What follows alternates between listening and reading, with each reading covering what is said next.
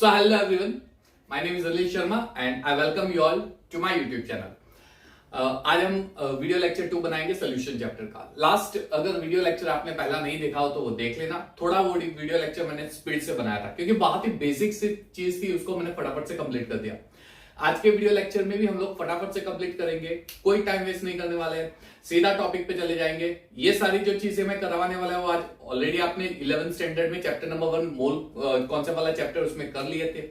कुछ unit of concentration की definition वहां पे पढ़ ली थी।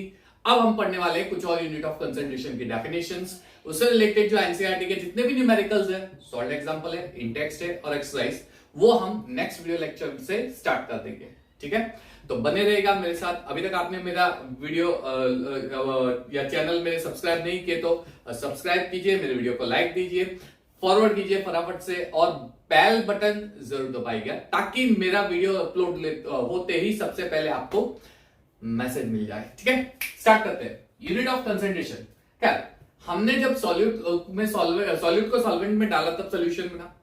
कल मैंने वीडियो लेक्चर में बताया था सोल्यूशन होता है होमोजीनियस मिक्सचर ऑफ 2 और मोर देन 2 कंपोनेंट्स।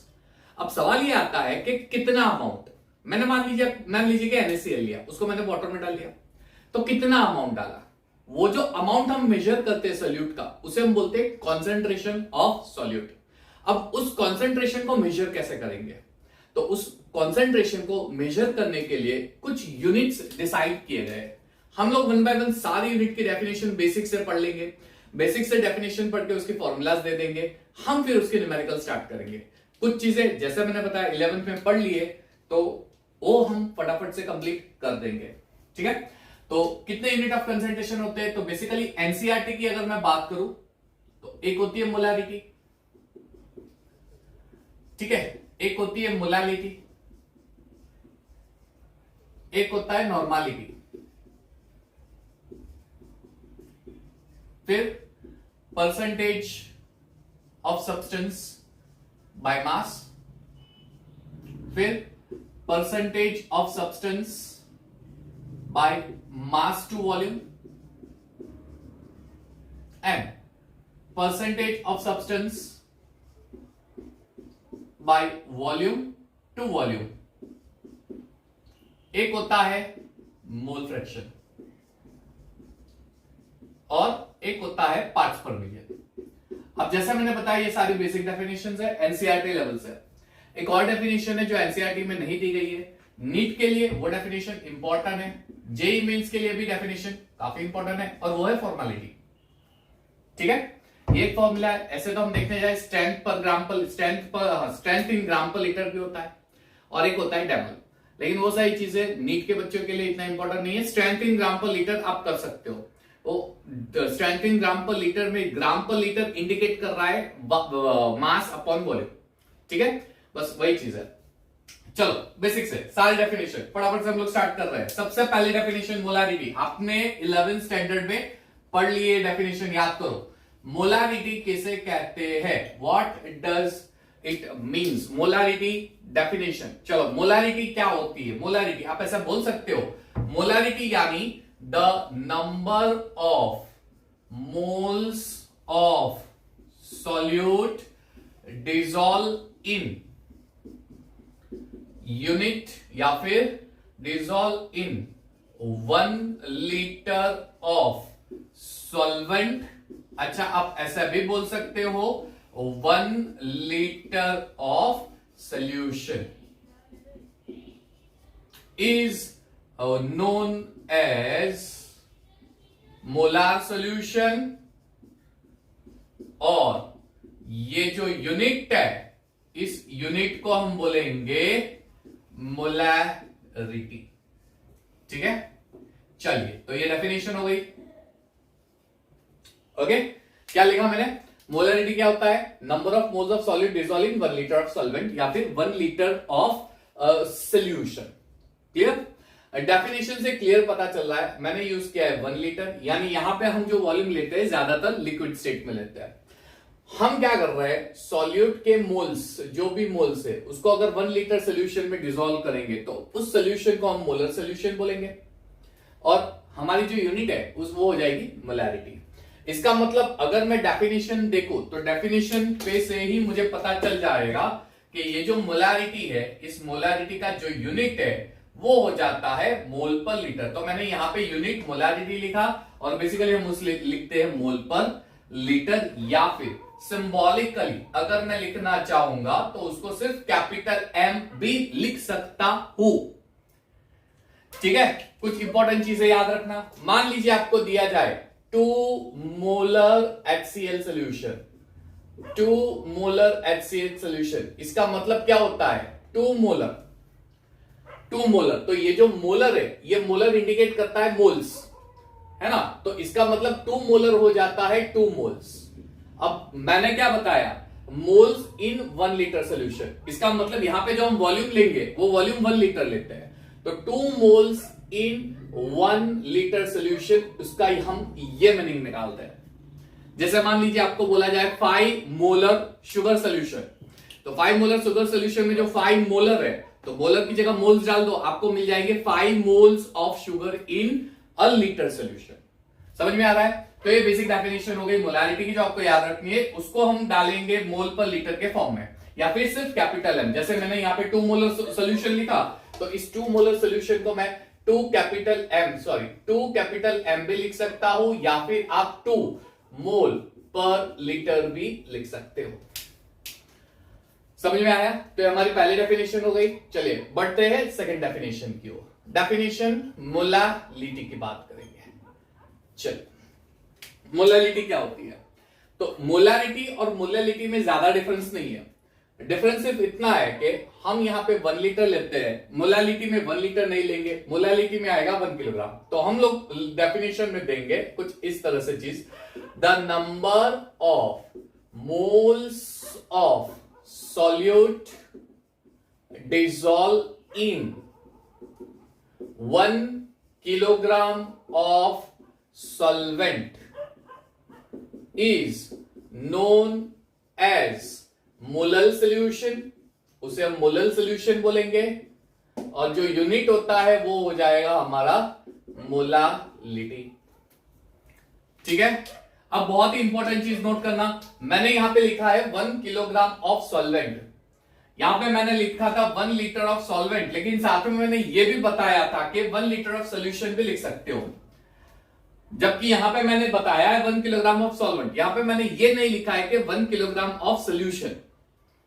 ऐसा क्यों? देखो बहुत ही सिंपल चीज है कि जब मैं किसी सब्सटेंस को लिक्विड में डालूंगा, किसी सॉलिड को, मान लीजिए मैंने सॉल्ट को सॉलिड में डाल दिया, तो वॉल्यूम जो होगा सॉल्वेंट का उसमें इतना मेजर डिफरेंस नहीं आएगा। मान लीजिए 1 लीटर है, 1000 ml है, उसमें मैंने 2 ग्राम NaCl डाल दिया, तो 2 ग्राम NaCl डालने के बाद भी वो जो वॉल्यूम हमारा रहेगा वो 1 लीटर 1000 ml के अप्रॉक्स ही रहेगा। अब मैं अप्रॉक्स बोल रहा हूं क्योंकि शायद माइक्रोस्कोपिक लेवल पे वॉल्यूम प्लस माइनस हो सकता है, वो मैं बात नहीं कर रहा हूं, लेकिन वो जो वॉल्यूम चेंज होगा वो बहुत ही माइनर होता है, इसलिए हम उसको 1 लीटर ही कंसीडर करते हैं। यानी सॉल्वेंट का जो ओरिजिनल वॉल्यूम होता है सोल्यूशन का, वही वॉल्यूम मेंटेन रहता है, चेंज नहीं होता। जबकि यहां पे मैं दोनों फिजिकल स्टेट सॉलिड ले रहा हूं, मेरा सॉल्यूट भी सॉलिड स्टेट में है, सॉल्वेंट भी सॉलिड स्टेट में। अब मान लीजिए 2 ग्राम है, मैंने लिया है शुगर, उसमें मैंने 1 किलोग्राम जितना सॉल्वेंट डाल दिया, तो ऑलरेडी 2 ग्राम पहले वे कर रहा था, उसमें मैंने 1 किलोग्राम डाल दिया, तो वेट जाहिर से बात है बढ़ने वाला है। यानी फाइनल सोल्यूशन का जो वेट होगा वो और जो हम सॉल्वेंट ले रहे हैं वो वेट सेम नहीं होते, इसलिए यहां पे हम लोग ऐसा लिखते हैं कि वेट ऑफ सोल्यूशन जो एक्चुअली होता है वो सॉल्यूट का वेट होगा और उसके साथ साथ सॉल्वेंट का वेट, यानी दोनों का समेशन होता है। अब ये क्लैरिफाई करने का रीजन बहुत सिंपल है, बहुत सारे न्यूमेरिकल में आपको सोल्यूशन का वेट दे देते हैं और आपको मोलालिटी फाइंड करने के लिए बोला जाता है, वहां पे स्टूडेंट्स गलती कर देते हैं, वेट ऑफ सोल्यूशन लेके डायरेक्टली आप मोलालिटी फाइंड करते हो, गलत है। सोल्यूशन के वेट में से पहले सॉल्यूट का वेट माइनस करना पड़ता है, तब जाके आपको सॉल्वेंट का वेट मिलेगा। ठीक है, फिर उस सॉल्वेंट का वेट यूज करके आप मोलालिटी फाइंड आउट कर सकते हो। यानी दोनों में ज्यादा अंतर नहीं है, सिर्फ फर्क इतना है कि यहां पे हम लोग वॉल्यूम ले रहे थे, यहां पे हम लेने वाले हैं वेट। अब वही कहानी, मान लीजिए आपको बोला जाए कि 2 मोलल ऑफ सोल्यूशन, इसका मतलब क्या हुआ, तो 2 मोलर यानी 2 मोल्स। अब मोलर लिखा है, मोलर नहीं, यहां पे देखो मोलर लास्ट में आर था, ये मोलर एल, यानी ये हो जाएगा 2 मोलर इन 1 किलोग्राम ऑफ। अब 1 किलोग्राम ऑफ क्या होगा, सोल्यूशन, अरे गलत, सोल्यूशन थोड़ी होता है, ये होता है 1 kilogram of solvent. I hope समझ में आता होगा। अब दोनों में इतना डिफरेंस नहीं है, यानी दोनों की फॉर्मूला भी ऑलमोस्ट सेम जैसी होगी। तो फॉर्मूला क्या होगी, तो सबसे पहले मोलैरिटी की अगर मैं बात करूंगा, तो मोलैरिटी इसकी बात करूंगा तो number of moles upon volume. Molarity क्या होता है, number of moles upon weight होगा। अब डिफरेंस क्या आ गया, नीचे जो वॉल्यूम होगा मोलैरिटी में, ये सोल्यूशन का या सॉल्वेंट दोनों ऑलमोस्ट सेम लेंगे, जबकि ये वेट होगा वो सिर्फ और सिर्फ किसका होगा, सॉल्वेंट का। ठीक है, तो यहां पे जो मैंने W लिखा है ये सॉल्वेंट का वेट है। अब फॉर्मूला में नंबर ऑफ मोल्स की जगह हम डाल देते हैं given mass upon molar mass into volume in litre, और यहां पे डालते हैं weight upon given molar mass multiply by, ये हो जाएगा वेट ऑफ सॉल्वेंट। अब यहां पे ध्यान से देखो, मैंने ऊपर भी वेट डाला, यहां पे ऊपर वेट डाला, तो ये सॉल्यूट का वेट है। तो ये जो वेट है हमारा सॉल्यूट का होता है, और नीचे ये जो वेट है ये सॉल्वेंट का वेट होगा। यहां पे जो वॉल्यूम होगा वो सॉल्वेंट का होगा या सोल्यूशन का। वॉल्यूम लीटर में लेंगे, जबकि सॉल्वेंट का वेट जो होता है वो किलोग्राम में लेंगे। तो ये पहली दो डेफिनेशन है, इससे रिलेटेड न्यूमेरिकल्स आ सकते हैं। इसको नोट डाउन करना है, वीडियो को फटाफट से पॉज करके नोट डाउन कर लो। चलिए आगे बढ़ते हैं। आगे की डेफिनेशन हम लोग बात करेंगे किसकी, तो अब हम बात करते हैं नॉर्मलिटी की।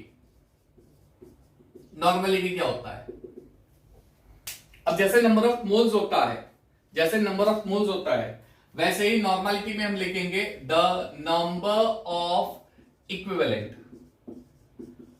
यानी मोल्स की जगह आ गया equivalent, the number of equivalent, the number of equivalent solute या फिर equivalent of solute in 1 litre of solution is known as normal solution, और जो यूनिट होगी वो हो जाएगी हमारी नॉर्मलिटी। ठीक है, यानी अगर मैं फॉर्मूला लिखना चाहूंगा तो फॉर्मूला क्या होगा, normality is equal to number of equivalent के अपॉन आ जाएगा वॉल्यूम ऑफ सोल्यूशन, और वो भी लीटर में।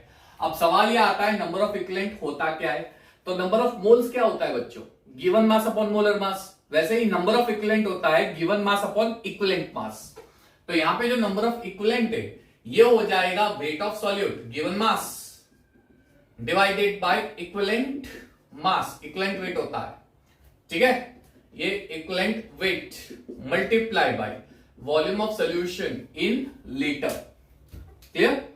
अब इक्विवेलेंट वेट क्या होता है, तो इसका मैंने एक बहुत अच्छा वीडियो लेक्चर बना दिया है। उस वीडियो लेक्चर की लिंक मैं आपको मेरे डिस्क्रिप्शन बॉक्स में प्रोवाइड कर रहा हूं। अगर इक्विवेलेंट मास समझना है तो वो डिस्क्रिप्शन बॉक्स में जाना, वहां पे इक्विवेलेंट मास का कॉन्सेप्ट उस वीडियो में आपको मिल जाएगा, वो देख लेना पूरा डिटेल में। इसलिए यहां पे मैं टाइम वेस्ट बिल्कुल नहीं कर रहा हूं। ठीक है, तो इक्विवेलेंट मास आप फाइंड कर लोगे, नॉर्मलिटी मिल जाएगी। यानी यहां पे अगर मुझे यूनिट लिखना होता है तो हम लोग लिखेंगे इक्विवेलेंट पर लीटर, जैसे मोल पर लीटर होता है, या फिर कैपिटल है। ठीक है, अच्छा, जैसे हम लोगों ने मोलर सोल्यूशन में देखा था, वैसे ही अगर ऐसा दिया जाए 2 नॉर्मल सोल्यूशन, 2 नॉर्मल सोल्यूशन, तो इसका मीनिंग क्या होता है, तो 2 मोलर सोल्यूशन में हमने लिखा था 2 मोल्स, 2 नॉर्मल सोल्यूशन में 2 इक्विवेलेंट, इसका मतलब वेट अपॉन इक्विवेलेंट वेट का आंसर आता है 2। अब वो कैसे आता है वो आप फाइंड आउट कर सकते हो। ठीक है, चलो इसको आप अपने हिसाब से देख लेना और फाइंड आउट कर लेना। कुछ दिक्कत हो तो मुझे कमेंट बॉक्स में मेंशन कर देना। ये हो गई हमारी नॉर्मलिटी। ठीक है, नॉर्मलिटी, मोलारिटी और नॉर्मलिटी। नेक्स्ट हम बात करेंगे परसेंटेज बाय मास, है ना। मान लीजिए आपको ये दे दे कि भाई सॉल्यूट मैंने लिया है 50 ग्राम और सॉल्वेंट लिया है 200 ग्राम। अब आपको बोला जाए कि उसका यूनिट निकालो परसेंटेज बाय मास से। अब ध्यान देना, मैंने बोला है 50 ग्राम सॉल्यूट है, 200 ग्राम सॉल्वेंट है, यानी दोनों सॉलिड है, 50 ग्राम 200 ग्राम। अब 200 ग्राम मैंने सॉल्वेंट बोला है। अब थोड़ा बैक जाओ, मैंने क्या बोला था, मोलालिटी में अगर दोनों वेट है तो सोल्यूशन का जो मास होगा वो सॉल्यूट और सॉल्वेंट का होगा। यहाँ पे 50 ग्राम सॉल्यूट है और 200 ग्राम सॉल्वेंट है, तो जो मैं टोटल करूंगा वो हो जाएगा 250 ग्राम। तो 250 ग्राम में सॉल्यूट 50 ग्राम है ना, 250 ग्राम में सॉल्यूट 50 ग्राम है। देखो मैंने ये बताया 50 ग्राम हमारा सॉल्यूट है, 200 ग्राम हमारा सॉल्वेंट है, टोटल मास कितना हो गया, तो 250 ग्राम। तो ये सोल्यूशन का मास हो गया, उसमें सॉलिड 50 ग्राम है, लेकिन मुझे निकालना है परसेंटेज, यानी आप निकालोगे परसेंटेज, दैट इज 100 ग्राम में कितना होगा।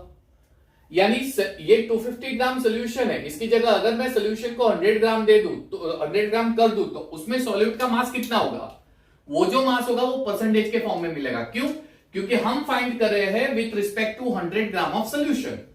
सोल्यूशन का 100 ग्राम ले रहे हैं और उसके रेफरेंस में हम लोग फाइंड कर रहे हैं, इसलिए वो आ जाएगा परसेंटेज के फॉर्म में, है ना। तो आप बोल सकते हो कि weight in gram of solute in 100 gram of solution. अब मुझे ये स्पेसिफाई करना पड़ेगा क्योंकि मैं परसेंटेज निकाल रहा हूं और परसेंटेज आउट ऑफ 100 निकालते हैं, यानी सोल्यूशन 100 ग्राम होगा तब कितना होगा, तो 100 gram of solution is percentage by mass of solution। तो इसकी फॉर्मूला क्या आएगी, percentage by mass of solute it is equal to, ऊपर आ जाएगा सॉल्यूट का मास, नीचे आ जाएगा सॉल्वेंट का सोल्यूशन का टोटल मास। सोल्यूशन का टोटल मास यानी सॉल्यूट प्लस सॉल्वेंट करना पड़ेगा। अब परसेंटेज निकाल रहे हैं इसलिए मल्टीप्लाई बाय 100, मल्टीप्लाई बाय 100 कर रहे हैं, यानी ये जो वैल्यू आएगी ये आउट ऑफ 100 आएगी, ये आउट ऑफ 100 आएगी, इसलिए हमें मिलेगा परसेंटेज के फॉर्म में। बहुत ही अच्छे अच्छे पॉइंट यहां पे आ सकते हैं। जैसे एक मैं आपको बताऊं, आपको बोला जाए 5% W/W, मान लीजिए शुगर सोल्यूशन है, 5% W/W शुगर सोल्यूशन है। 5% W/W शुगर सोल्यूशन का मतलब क्या होता है, तो ये जो परसेंटेज हमें मिलता है, अब वापस रिपीट, ये जो परसेंटेज हमें मिलता है किसका मिलता है भाई, सॉल्यूट का मिलता है ना। तो ये जो 5% मिला है वो किसका मिला है, सॉल्यूट का। इसका मतलब अगर सोल्यूशन का मास 100 ग्राम लेते हैं तो उसमें 5 ग्राम सॉल्यूट हुआ, है ना, क्योंकि ये परसेंटेज है, परसेंटेज यानी आउट ऑफ 100, आउट ऑफ 100 किसका मास, सोल्यूशन का मास, तो 100 ग्राम सोल्यूशन का मास, तो 100 ग्राम सोल्यूशन के मास में 5 ग्राम सॉल्यूट हो गया।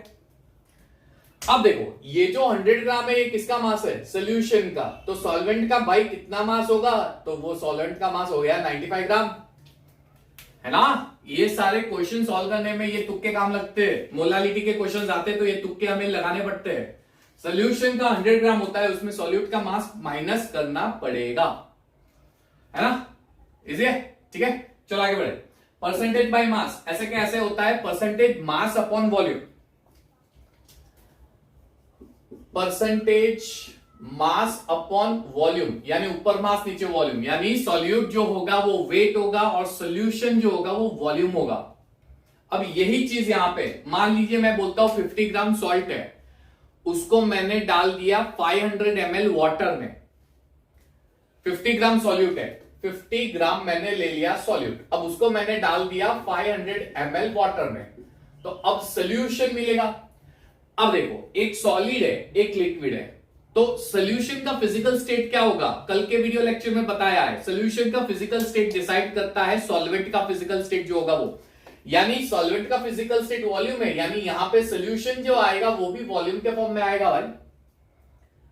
अब सोल्यूशन का वॉल्यूम कितना होगा, तो सॉलिड को जब लिक्विड में डालेंगे तो जो लिक्विड का वॉल्यूम होगा वो सॉल्वेंट का जो वॉल्यूम होगा वही होगा, यानी यहां पे प्लस मत कर देना, जिस तरह से यहां पे प्लस किया था यहां पे प्लस करना जरूरी था, क्योंकि मास चेंज हो जाता है सोल्यूशन का, वॉल्यूम चेंज नहीं होगा। अगर किसी सॉलिड को लिक्विड में डालेंगे तो वॉल्यूम माइक्रो लेवल पे चेंज होगा, वो हम कंसीडर नहीं करेंगे, वो इनसिग्निफिकेंट कंसीडर करेंगे, है ना। तो यहां पे हम जो वॉल्यूम लेंगे वो सॉल्वेंट का वॉल्यूम ही लेंगे।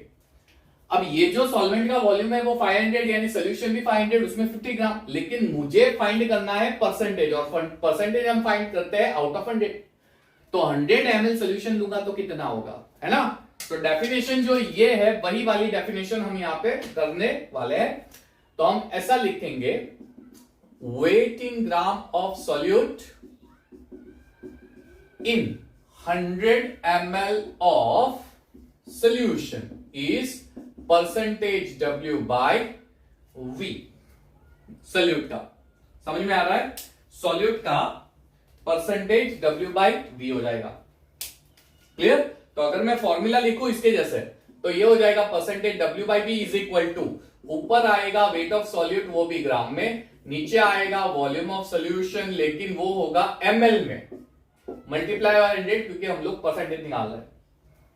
समझ में आ रहा है ना, बहुत ही इंपॉर्टेंट चीज है। अगर आपको बोला जाए 15% W by V sugar solution है तो अगेन मैंने परसेंटेज निकाला है, ये जो परसेंटेज निकालते हैं किसका निकालते हैं, सोल्यूट का निकालते हैं ना, यानी ये जो 15% है सोल्यूट का है, यानी सोल्यूट का मास है, यहां पे हमने सोल्यूट का मास लिया है 15 ग्राम, तो हो जाएगा 15 ग्राम सोल्यूट इन 100 ml सोल्यूशन, तो 15 ग्राम हो गया सोल्यूट, सोल्यूशन 100 ml, सॉल्वेंट कितना होगा 100 ml ही होगा, लिक्विड है ना, लिक्विड का वॉल्यूम चेंज नहीं होगा, तो normality percentage by mass and percentage mass by volume. ठीक है, सिर्फ 2 या 3 बाकी है, फटाफट से ये भी नोट डाउन कर लो और फिर हम आगे बढ़ते, पॉज करके पूरा नोट डाउन कर लो। चलिए बढ़ते हैं नेक्स्ट यूनिट ऑफ कंसंट्रेशन पे। ठीक है, percentage volume by volume, percentage volume by volume solute का। अब वॉल्यूम बाय वॉल्यूम यानी सॉल्यूट जो होगा वो भी लिक्विड स्टेट में होगा और सॉल्वेंट जो होगा वो भी लिक्विड स्टेट में होगा, सही है, दोनों लिक्विड स्टेट में। जैसे मान लीजिए मैंने 50 ml अल्कोहल ले लिया और उसको 50 ml वाटर में डाला, या फिर 500 ml वाटर में डाला, चलो 500 ml कर देते हैं इसको। अब दोनों लिक्विड स्टेट में है, दोनों लिक्विड है ना। अब इतना अल्कोहल लेंगे उसमें वाटर डालेंगे तो जाहिर सी बात है फाइनल वॉल्यूम बढ़ जाएगा वाटर डालने से। इसका मतलब जब सोल्यूट और सॉल्वेंट मिक्स होंगे तो सोल्यूशन का वॉल्यूम जो होगा वो चेंज हो जाएगा 550 ml। अरे सही है ना, दो लिक्विड को मिक्स करेंगे तो लिक्विड का वॉल्यूम चेंज होने ही वाला है।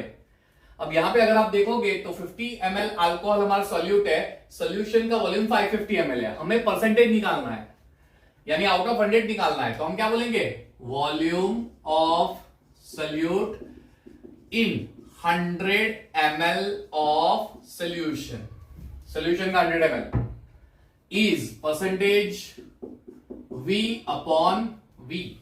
समझ में आ रहा है ना, बढ़िया है। ठीक है, यहां पे वॉल्यूम चेंज हो जाएगा, क्लियर।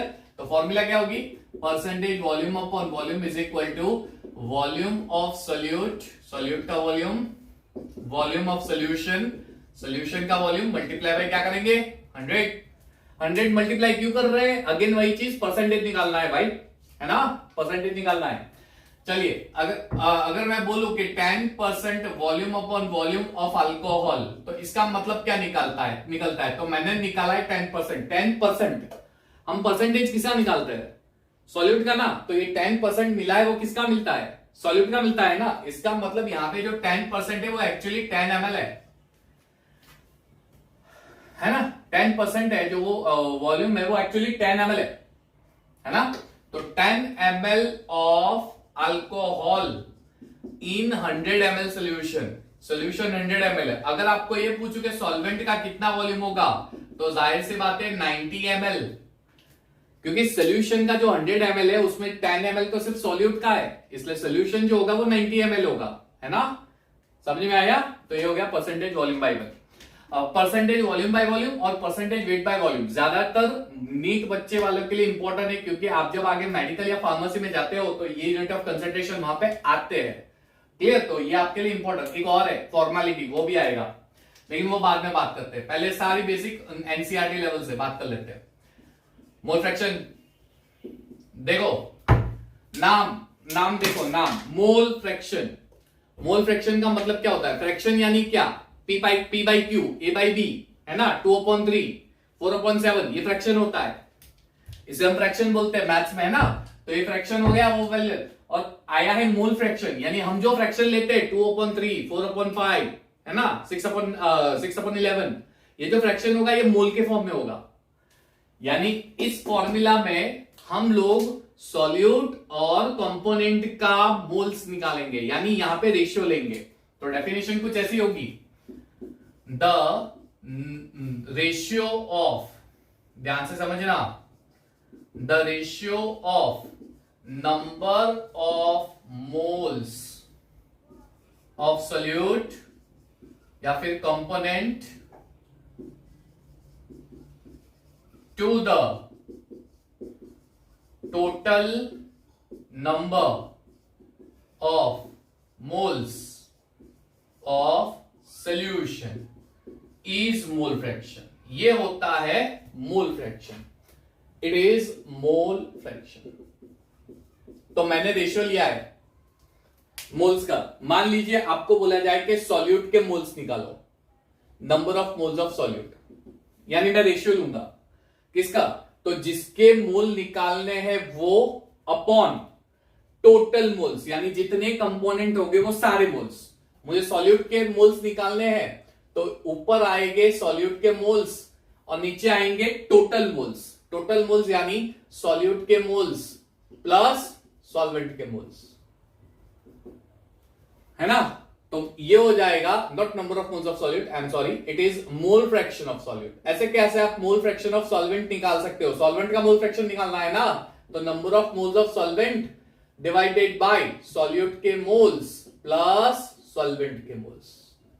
अब एक इंटरेस्टिंग चीज है, जितने भी कंपोनेंट होंगे, यहां पे दो कंपोनेंट है, सॉल्यूट है और सॉल्वेंट है।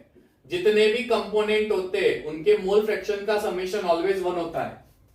मान लीजिए 3 कंपोनेंट है एबीसी, तो ए के मोल फ्रैक्शन प्लस बी का मोल फ्रैक्शन प्लस सी का, वो भी 1 ही आएगा। मान लीजिए 4 कंपोनेंट है ए बी सी डी, तो एक ए का मोल फ्रैक्शन, बी का मोल फ्रैक्शन, सी का मोल फ्रैक्शन, डी का मोल फ्रैक्शन, सम कर दो, आंसर फाइनल, यानी फाइनल आंसर फिक्स है 1। चाहे कितने भी मोल्स हो, सॉरी कितने भी कंपोनेंट हो, हर एक का मोल फ्रैक्शन का आंसर 1। क्लियर है। तो ये मोल फ्रैक्शन हो गया, समझ में आया। एक है parts per million. Parts per million, आपने पर लीटर सुना होगा, पर लीटर यानी 1 लीटर, यानी 1 लीटर में कितना होता है, यह है पर मिलियन। पर मिलियन यानी 10 लाख। 10 लाख में कितना होगा, मान लीजिए मैं बोलूं कि 10 लाख वाटर के पार्टिकल है, तो उस 10 लाख वाटर के पार्टिकल में एक पार्ट ऑक्सीजन होता है, सिर्फ 1 पार्ट, तो वो हो जाता है ऑक्सीजन का पार्ट्स पर मिलियन। ये केस हम यूज करते हैं जब सॉल्यूट का प्रोपोर्शन सॉल्वेंट के कंपैरिजन में नेग्लिजिबल होता है। अब मान लीजिए मैंने बोला है 10 लाख ग्राम ऑफ वाटर और उसमें है 0.5 gram of NaCl, let's say. अब कंपेयर करो 10 लाख में 0.5 ग्राम ऑफ NaCl, ये तो इनसिग्निफिकेंट वैल्यू होगी। तो ये यूनिट ऑफ कंसेंट्रेशन वहां यूज करना है जहां पे सॉल्यूट का प्रोपोर्शन बहुत ही सही मायने में कम होता है, जैसे ऑक्सीजन डिसॉल्व इन वाटर, जैसे पॉल्यूशन इन एयर, उस जगह पे ये होता है पार्ट्स पर मिलियन। क्लियर। चलिए होगा क्या, parts per million is equal to part of a solute का part divide by part of solution या सॉल्वेंट, और मिलियन में कन्वर्ट करना है इसलिए 10⁶। मिलियन में, 100 में कन्वर्ट करना होता तो हम इंटू 100 करते हैं, ये मिलियन में कन्वर्ट करना है यानी 10 लाख यानी 10⁶ करेंगे। अब मान लीजिए कि वेट है, पार्ट्स पर मिलियन वेट है, तो यहां पे हो जाता है सॉल्यूट का वेट इन ग्राम, सॉल्वेंट का वेट इन ग्राम इंटू 10⁶। समझ में आ रहा है, सोल्यूशन का, नॉट सॉल्वेंट, सोल्यूशन का। सेम वे मान लीजिए सॉल्यूट जो है वो वेट है, लेकिन सॉल्यूशन जो है वो ml है ना। तो कहने का मतलब यहां पे सॉल्यूट और सॉल्यूशन का कोई भी फिजिकल स्टेट हो सकता है, कोई भी फिजिकल स्टेट होता है, फॉर्मूला सेम रहेगी। मान लीजिए weight upon weight, weight upon volume, formula same रहेगी, लेकिन वहां पे इंटू 10⁶ तो करना ही है, क्योंकि हम लोग फाइंड कर रहे हैं 1 मिलियन के टर्म्स में, अकॉर्डिंग 1 मिलियन में कितना प्रोपोर्शन प्रेजेंट होगा, इसलिए 10⁶ मल्टीप्लाई करते हैं। बेसिकली इसका जो यूनिट होता है माइक्रोग्राम पर ml होता है, पर लीटर होता है, सॉरी पर ml, और मिलीग्राम पर लीटर होता है। तो अगर पार्ट्स पर मिलियन का यूनिट पूछ ले तो ये हो जाएगा या तो मिलीग्राम पर लीटर या माइक्रोग्राम पर ml, ठीक है। और समझ में आया? Parts per million. और एक लास्ट डेफिनेशन है नीट लेवल के लिए और जेईई मेंस लेवल के लिए, और वो होती है फॉर्मेलिटी। वो फॉर्मेलिटी करा देता हूं फटाफट से, ये पॉज करके नोट कर लो। चलो, आई होप आपने लिख दिया होगा फटाफट से, ठीक है? फॉर्मेलिटी। अच्छा, ये यूनिट ऑफ कंसंट्रेशन कहां यूज होता है? बेसिकली हम बोल सकते हैं कि जब भी हमारा गिवन सब्सटेंस आयोनिक सब्सटेंस होता है, आयोनिक सब्सटेंस, तब ज्यादातर इस यूनिट ऑफ कंसंट्रेशन का यूज होता है, क्योंकि जितने भी आयनिक सब्सटेंस होते हैं उस आयनिक सब्सटेंस की हम लोग सिंपल फॉर्मूला, जिसे हम बोलते हैं एम्पिरिकल फॉर्मूला, वो यूज करते हैं। अब ये ऐसा क्यों? ऐसा क्यों? मान लीजिए एक आयनिक सब्सटेंस है NaCl, उसका मैं स्ट्रक्चर बनाता हूं, बोर्ड पे डिफिकल्ट है लेकिन सिर्फ आपको सिंपल वे में दिखा देता हूं। उसका एक Na जो होता है ना, उसके सराउंडिंग भाई एक Cl या 2 Cl नहीं होते, उसके surrounding total 6 Cl minus arrange होते हैं। वैसे के वैसे एक Cl जो होता है ना, उसके सराउंडिंग 6 Na अरेंज होते हैं। तो सही मायने में फॉर्मूला तो होनी चाहिए Na6Cl6, क्योंकि एक Na के आसपास 6 Cl, एक Cl के आसपास 6 Na, तो वो तो Na6Cl6 लिखेंगे। लेकिन हम लोग Na6Cl6 कभी भी फॉर्मूला नहीं लिखते, हम उसका सिंपल फॉर्म लिखते हैं, दैट इज NaCl। तो इस सिंपल फॉर्मूला का जो मास होता है उसे नाम दे दिया फॉर्मूला मास, और उस फॉर्मूला मास का जो यूनिट ऑफ कंसंट्रेशन होता है वो होता है भाई फॉर्मालिटी। एक मिनट, है ना? तो आयनिक सब्सटेंस के लिए हम लोग फॉर्मालिटी मास यूज करेंगे। डेफिनेशन बहुत ज्यादा डिफरेंस नहीं है, क्लियर? बहुत ज्यादा डिफरेंस नहीं है। हम लोग ऐसा बोल सकते हैं कि weight in gram of a substance, weight in formula mass of a substance, formula mass, formality is equal to weight of substance upon formula mass। तो डेफिनेशन अगर आपको लिखनी है तो weight of substance, जो भी सब्सटेंस का वेट होगा सिंपल फॉर्मूला में, सिंपलेस्ट फॉर्मूला में जो भी सब्सटेंस का वेट होता है वो divide by volume in litre, ठीक है? अच्छा, आप अगर फॉर्मूला मास फाइंड करते हो तो आप ऐसा भी बोल सकते हो number of moles of substance पर लीटर, लेकिन वहां पे नंबर ऑफ मोल्स हम लेते हैं weight upon molecular weight. Molecular weight हम लोग लेते हैं मॉलिक्यूलर फॉर्मूला के लिए, एम्पेरिकल फॉर्मूला, सिंपलेस्ट फॉर्मूला के लिए लेते हैं हम लोग फॉर्मूला मास। तो सही मायने में जो फॉर्मूला मोलारिटी की है वही मोलारिटी की फॉर्मूला यहां पे यूज होगी। तो सही मायने में वही फॉर्मूला यूज होती है, तो फर्क कहां आ जाता है? मोलर मास की जगह हम लिखते हैं फॉर्मूला मास। तो फॉर्मालिटी जो होता है वो होता है weight of substance upon formula mass multiply by volume of solution in litre. अब आप बोलोगे सर ज्यादातर आयनिक सब्सटेंस जो होते हैं ना वो सब सिंपल फॉर्मूला में तो है, जैसे NaCl का आपने बताया तो NaCl, KCl का जो KCl है ना, आपने बोला सर CaSO4, तो CaSO4 भी सिंपलेस्ट फॉर्मूला ही है। तो सब तो सिंपलेस्ट फॉर्मूला होती है, उसको वो तो मॉलिक्यूलर मास हो जाता है। हाँ, तो मैंने कहा मना किया, वो मॉलिक्यूलर मास होता है, उसे फॉर्मूला मास भी बोलते हैं। लेकिन एक कैटेगरी आती है डबल सॉल्ट, ये जो डबल सॉल्ट की कैटेगरी है, उस डबल सॉल्ट की कैटेगरी में मॉलिक्यूलर मास अलग होता है, फॉर्मूला मास अलग होता है। क्यों? क्योंकि उसकी मॉलिक्यूलर फॉर्मूला अलग होती है, एम्पेरिकल फॉर्मूला अलग होती है। डबल सॉल्ट का मतलब होता है मिक्सचर ऑफ टू सॉल्ट, लेकिन दोनों सॉल्ट इंडिपेंडेंट होते हैं, मिक्स होते हैं, होमोजीनियस मिक्सचर बनेगा, लेकिन होमोजीनियस मिक्सचर सिर्फ बनेगा, वो केमिकली चेंज नहीं होंगे, केमिकली चेंज नहीं होंगे। एक एग्जांपल देता हूं, पोटाशियम फॉर्मूला है K2SO4 into Al2SO4 thrice into 24H2। ये उसकी फॉर्मूला है, इसे हम बोलते हैं मॉलिक्यूलर फॉर्मूला। अब ये फॉर्मूला है, इसका हम सिंपलेस्ट फॉर्म बनाने जाएंगे तो KAlSO4 twice into 12H2। Check कर लेना, आपको पता चल जाएगा। K के 2 एटम डिवाइड बाई 2 1, एल्यूमिनियम के 2 atom divide by 2 1, SO4 molecule जितना है पूरा polyatomic molecule, polyatomic ion sorry, वो 4 है, तो डिवाइड बाई 2 2, 24H2 का, यानी सबको डिवाइड बाई 2 कर दिया, तो अब मुझे सिंपलेस्ट फॉर्मूला मिल गई। इसका जो मास होगा वो होगा फॉर्मूला मास। कहने का मतलब ऐसी जो कैटेगरी आती है डबल सॉल्ट जैसी कैटेगरी, उसमें फॉर्मूला मास अलग हो जाता है, मॉलिक्यूलर मास अलग हो जाता है, तो वहां पे ये ज्यादातर फॉर्मूला यानी फॉर्मालिटी यूनिट होता है आयोनिक सब्सटेंस के लिए। समझ में आया? ठीक है। उसके अलावा जैसे मैंने बताया स्ट्रेंथ इन ग्राम पर लीटर होता है, तो स्ट्रेंथ इन ग्राम पर लीटर यानी मास अपॉन वॉल्यूम या मास अपॉन वॉल्यूम, मास ग्राम में ले लो, वॉल्यूम लीटर में ले लो, वॉल्यूम एमएल, वो आपके मींस डिपेंड करता है क्वेश्चन कौन सा है। बाकी उसकी सीधी फॉर्मूला है weight upon volume, that's it, और कोई फॉर्मूला नहीं है।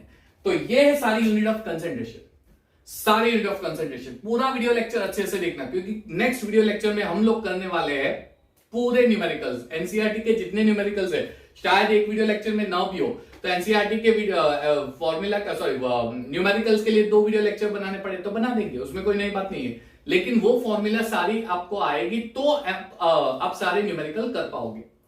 तो हम लोग न्यूमेरिकल नेक्स्ट वीडियो लेक्चर में जरूर करेंगे एनसीईआरटी का, लेकिन आपका एक ही काम है सारे यूनिट ऑफ कंसंट्रेशन, सारे यूनिट ऑफ कंसंट्रेशन एक बार अच्छे से पढ़ लेना, देख लेना, फिर हम आगे बढ़ेंगे। ठीक है, तब तक के लिए अगर पहली बार वीडियो लेक्चर देख रहे हो तो सब्सक्राइब कर लो, लाइक कर लो, बेल बटन दबा लो, ताकि वीडियो लेक्चर आते ही आपको नोटिफिकेशन मिल जाए।